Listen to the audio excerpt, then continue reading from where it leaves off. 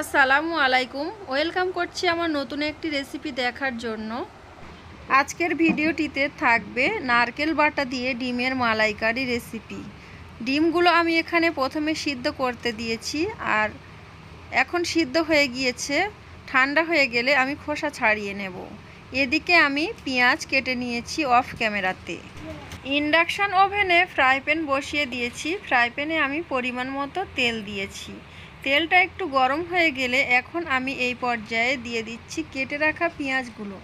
কেটে রাখা পেঁয়াজগুলো আমি একটু খুন্তি দিয়ে ভেঙে দিচ্ছি। এখন পেঁয়াজটা একটু নরম হয়ে গিয়েছে, আর এখন আমি এই পর্যায়ে এর মধ্যে দিয়ে দেব আদা রসুন পেস্ট।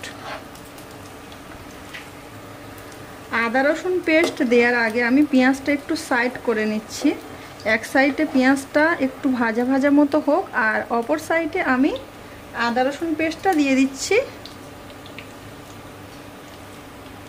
এই তো এখানে আদা রসুন পেস্ট আমি দিয়ে দিলাম। খুব অল্প পরিমাণে দিয়েছি, খুব বেশি একটা দিইনি। তো আদা রসুনটা এই সাইডে ভেজে নেব, আর ওদিকে তো পেঁয়াজ আরও একটু ভাজা ভাজা মতো হবে। এখন আমি আদা রসুন বাটা আর পেঁয়াজ একসঙ্গে মিশিয়ে দিচ্ছি। দেখতেই পাচ্ছেন আপনারা কত সুন্দর কালার হয়ে ভেজে গিয়েছে, মানে ভাজা হয়ে গিয়েছে। আজকে আমি ডাইরেক্ট ভয়েস দিচ্ছি আপনাদের সঙ্গে। কত ভুলভাল কথা বলবো সেটা তো জানি না, তবে ভয়েস দিতে অনেক প্রবলেম হয়, তার জন্য ডাইরেক্ট ভয়েস অ্যাড করছি। জানি না আপনাদের কাছে কেমন লাগবে। তো এখন আমি এর মধ্যে দিয়ে দেব নারকেল বাটা। যেহেতু আজকে ডিমের মালাইকারি করছি নারকেল দুধ দিয়ে, তার জন্য নারকেল বাটাটাও দিয়ে দেব।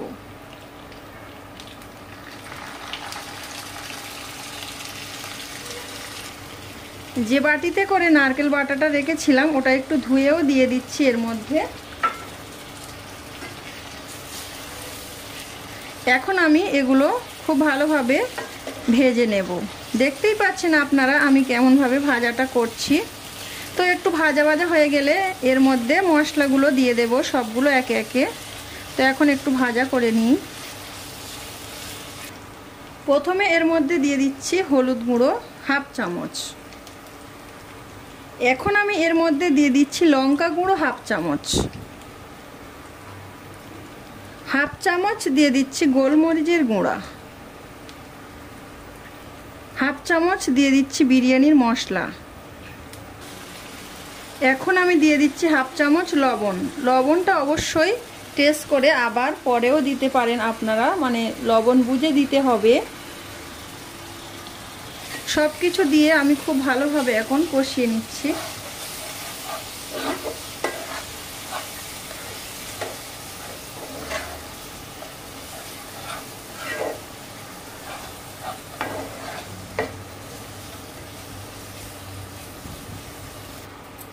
সব কিছু মশলা খুব ভালোভাবে কষিয়ে নিয়েছি।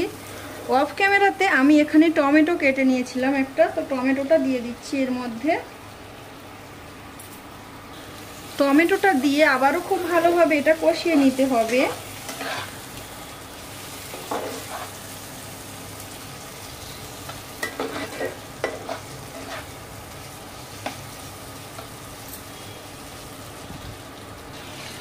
এখানে দেখতেই পাচ্ছেন খুব সুন্দর করে মশলাটা আমি কষিয়ে নিয়েছি অফ ক্যামেরাতে। এখন আমি এর মধ্যে দিয়ে দেব একটু পানি।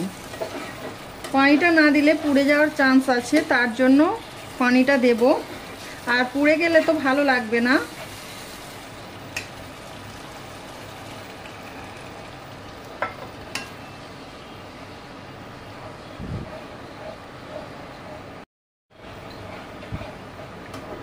তারপরে আবারও কিছুক্ষণ কষিয়ে নিচ্ছি পানিটা দিয়ে, না হলে নিচে বসে যেতে পারে।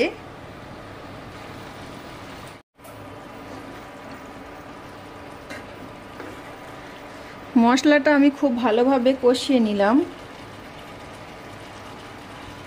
অফ ক্যামেরাতে আমি ডিমগুলো সব খোসা ছাড়িয়ে নিয়েছি, আর ডিমগুলো আমি একটু কেটে নেব। তো কেমনভাবে কাটছি সেটা আপনাদের সঙ্গে শেয়ার করব, আপনারা দেখতে থাকুন। তো একটা ডিম এখান থেকে নিয়ে নিলাম।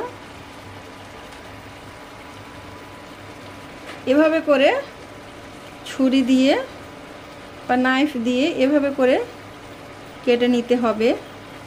এভাবে করে ডিমের কালিয়া রান্না করলে কিন্তু অনেক মজা লাগে। যারা ডিম খেতে পছন্দ করে তারা জানবে যে কেমন মজা। ওইভাবে আমি সবগুলো ডিম একটু কেটে নিয়েছি। এখন আমি কষানো মশলার মধ্যে ডিমগুলো দিয়ে দেব। গ্রিন হাউস চ্যানেলের গ্রিন আপু ডিম যে কোনো রকমভাবে রান্না করলে কিন্তু খুব পছন্দ করে। তো গ্রিন আপু যদি আমার এই রেসিপিটা দেখে থাকে তাহলে কিন্তু খুব পছন্দ করবে হয়তো, কারণ ডিম উনি খেতে অনেক ভালোবাসে। তার জন্য ডিমটা দিয়ে আমি খুব ভালোভাবে মশলাটার সঙ্গে মিশিয়ে দিচ্ছি। দেখতেই পাচ্ছেন আপনারা আমি কিভাবে মশলার মধ্যে মিশিয়ে দিচ্ছি। তো এভাবে করে আমি কিছুক্ষণ মিশিয়ে নেব।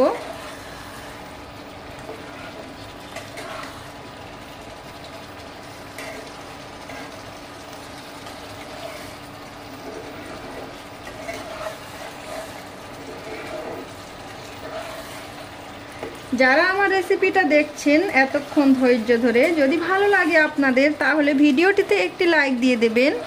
আজকে যারা আমার চ্যানেলে প্রথম ভিজিট করছেন তারা চাইলে চ্যানেলটিতে সাবস্ক্রাইব করে চ্যানেলের সঙ্গেই থেকে যাবেন। পাশে থাকা বেল বাটনের অল অপশানে একটু ক্লিক করে রাখবেন, এতে করে নতুন ভিডিও ছাড়া মাত্র আপনার ফোনে নোটিফিকেশান চলে যাবে। আপনি চাইলে সেটা যে কোনো সময়ে দেখে নিতে পারবেন।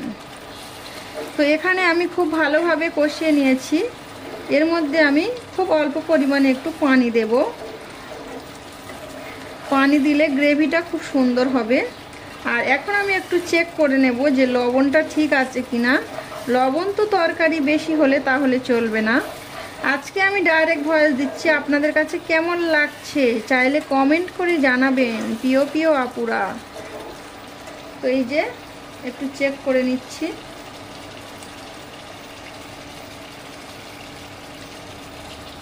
সামান্য একটু লবণ দিতে হবে,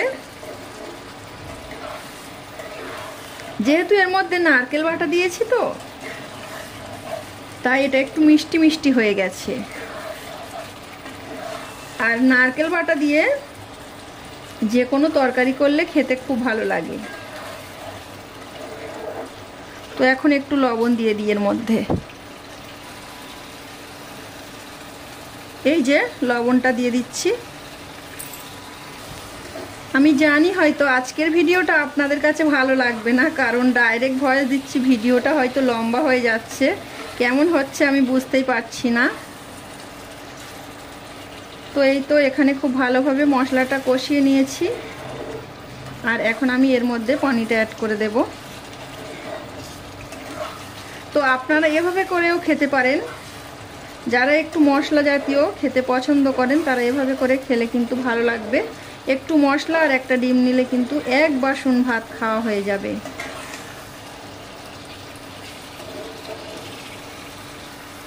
তো এর মধ্যে খুব অল্প করে পানি দেব। খুব বেশি পানি দিলে কিন্তু ভালো লাগবে না খেতে, তার জন্য অল্প করেই দেয়া হচ্ছে। ইন্ডাকশান ওভেনের হাইটা একটু বাড়িয়ে দিলাম, ফ্লেমটা একটু বাড়িয়ে দিলাম যাতে করে খুব তাড়াতাড়ি রান্নাটা হয়ে যায়। তার জন্য এখানে দেখতেই পাচ্ছেন গ্রেভিটা কত সুন্দর হয়ে গিয়েছে। তো এই তো এখানে হয়ে গেছে আজকে আমার নারকেল দুধ দিয়ে ডিমের মালাইকারি রেসিপিটা কমপ্লিট।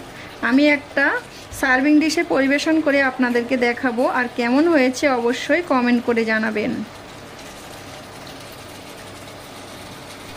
ডিমের মালাইকারির ফাইনাল লুকটা আপনাদেরকে দেখিয়ে দিলাম। আজকের ভিডিওটা এখানে শেষ করছি। সবাই ভালো থাকবেন, সুস্থ থাকবেন। আল্লাহ হাফেজ, আসসালামু আলাইকুম।